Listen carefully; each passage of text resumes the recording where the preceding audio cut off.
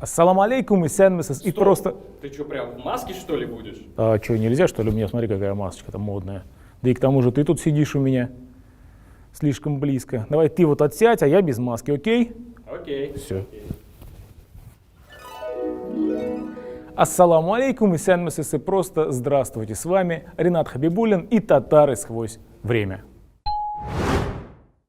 Итак, ранняя средневековая история татар. Еще при первом разговоре мы с вами узнали, что было несколько государств и народов, которые на данном этапе повлияли на формирование этногенеза татар.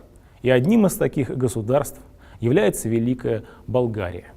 Во время продвижения гуннов, а это как раз то самое пресловутое великое переселение народов, в причерноморские и приазовские степи наряду с другими тюркоязычными народами пришли болгары. Болгары, жившие в степях Кубани и Причерноморья, объединились в 603 году с племенами Уннагундур во главе с кланом Дуло и сформировали свое этнополитическое объединение. Некоторое время они находились в зависимости от аварского каганата, но в 635 году правитель болгар Аргана и его племянник Кубрат, выросший при дворе византийского императора, сбросили власть аварского каганата и создали в степях Восточного Причерноморья союз племен. Этот союз и вошел в историю как Великая Болгария. Столицей Великой Болгарии была Фанагория, античный город на Таманском полуострове. Здесь были сосредоточены ремесла и торговля. Основным же занятием болгар являлось кочевое скотоводство. Кубрат, по видимости, был крещен в Византии, а само государственное объединение Великая Болгария выступало как их союзник. Известно, что Кубрат даже принял от императора титул Патрикия. Данный титул на тот период времени даровался особо приближенным императора, выдающимся губернатором и полководцем. Очевидно, император Ираклий воспринимал новое образование в качестве собственной провинции, однако уже после смерти Кубрата в 670 году его держава распалась, просуществовав всего 25 лет. Факт расселения болгар достаточно хорошо зафиксирован письменными источниками, а также подтверждается сходством археологических материалов. Они были обнаружены в Нижнем Подунавье, это там, где река Дунай, Паннонии, это там, где сейчас Венгрия, Австрия и Словакия, Поволжье и на Северном Кавказе. 5 сыновей Кубрата во главе своих племен оказались на разных территориях. Двое из них, Бадбаян и Катрак, остались в причерноморских степях. Они там подпали под влияние хазарского каганата, а в историографии византийских и русских источниках они упомянуты как черные болгары. Сын по имени Аспарух ушел на Дунай, основав первое болгарское царство. Они некоторое время сохраняли дуализм в организации власти и языке, но после принятия христианства в 864 году были ассимилированы славянами. Еще двое сыновей Кубрата, вероятнее всего, ушли в Паннонию к аварам. Одна из групп, по всей вероятности руководимая сыном по имени Кувер, стала играть важную роль в политике аварского каганата, после чего Кувер поднял мятеж и перешел на сторону Византии. Впоследствии эта группа вошла в состав балканских болгар. Другая группа болгар, которой правил Альцека или Алзека, вмешались в аварии в борьбу за престолонаследие и была вынуждена бежать, просить убежище у франкского короля Дагоберта в Баварии, а после бежать в Италию. Великая Болгария просуществовала относительно недолго, но, как указывают историки, в этот период сформировалось особое этнополитическое самосознание, поскольку после распада и переселения различные группы болгар и на новой родине сохраняли свой этноним и характерные элементы духовной культуры. Еще одним этнополитическим образованием, которое влияло на формирование этнических компонентов татар, являлся хазарский каганат. Начальный этап образования хазарского каганата известен слабо, но уже во второй половине VI века хазары часто упоминаются среди племен Северного Кавказа. Судя по всему, к 80-м годам VII века они уже уверенно господствовали на этой территории. Правящий род хазар был связан с тюркским родом Ашина. Про род Ашина и государство Тюркский Каганат смотрите в предыдущем выпуске «Татар сквозь время». Хазарский Каганат был одним из крупнейших политических объединений Восточной Европы и просуществовал до X века. Его территория включала на севере Среднее Поволжье, на западе доходила до Киева, на юге граничила с византийскими владениями в Крыму, с государством сасанидов, с Ираном, граничила в районе Дербента, а на востоке доходила до Приуралья. Аланские и болгарские группы, часть которых в то время вела уже оседлый образ жизни, играли важную роль в этом государстве. Крупнейшие города Каганата, такие как Баланджар, Вараджан, Самандар, Итиль, Сакрель, известны не только по письменным источникам, но и по археологическим материалам. В городе Итиль, что находился недалеко от современной Астрахани, было много дворцов, синагог, мечетей, церквей, а также славянских капищ.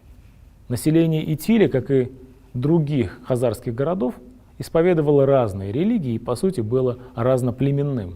Столица Каганата являлась важным центром ремесла и торговли. Туда приезжали купцы из разных стран. Купцы шли из Руси, Болгарии, из Греции, с южных берегов Каспийского моря. Важно отметить, что разменной монетой служили хазарские металлические деньги. Что касается языка хазар, то на этот счет имеются разные точки зрения. По одной из них хазарский язык был родственным с болгарским и относился к агузскому типу. Это подкрепляется легендой Михаила Сирийца. Был такой в XII веке в Сирии патриарх, который вел исторические хроники. Так вот, он говорит следующее. В Скифии, это, соответственно, там, где были скифы, жили некие братья. Один из них, Бургариос, то есть булгар, переселился в Мезию, территорию современной Болгарии. Другой брат, Хазагер, родоначальник современных хазар, остался в Прикаспии. Текст легенды повествует о том, что хазары и булгары в глазах современников составляли этнополитическое единство. Их близость, возможно, объясняется наличием общего этнического компонента, который скрывается под именем Барсул или Барсула. Традиционное античное значение слова «Барсилия» связывают с сармато-аланскими племенами, которые в период тюркизации слились в восточном Предкавказье с хазарами, а в западном — с булгарами. С приходом русов и печенегов во второй половине X века хазарский каганат рухнул, в то время как остатки хазарского населения жили в Нижнем Поволжье, Западном Предкавказье и Крыму вплоть до XII века. Видимо, часть их осталась в районе Волги, где они вместе с булгарами и суварами были основным населением города Саксин. После прихода русов и печенегов правитель хазарского каганата принял ислам. В то время хазары преимущественно исповедовали иудаизм. Окончательно хазарское государство было ликвидировано в 50-е и 60-е годы XI века. В результате в Нижнем Поволжье закрепилась Волжская Булгария.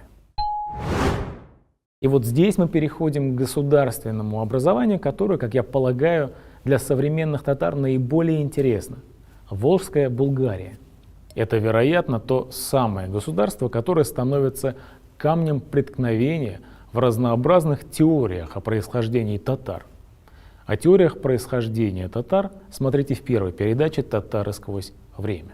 Напомню, что одна из этих теорий практически отвергает влияние Волжской Булгарии на современных татар и фактически либо отрицает, либо максимально занижает взаимосвязь волжских булгар с татарами. Другая теория считает волжских булгар теми же татарами, только переименованными в татар. И третья теория, на которую опираемся мы в своих обзорах, это взвешенная теория, которая учитывает многокомпонентный характер этногенеза татар. Итак, начнем же разговор о Волжской Булгарии. Болгарские племена переселились в Поволжье в конце VII века. Там они оказались в окружении этнически близкого тюркского населения, которое пришло сюда несколько ранее. По данным арабских авторов, кроме булгар, упоминаются группы Барсил или Берсула, Эсегель, Савир или Сувар, а также Баланджир. В общем, здесь наблюдалась алано-хазарская, тюркско-агузская и центральноазиатские компоненты.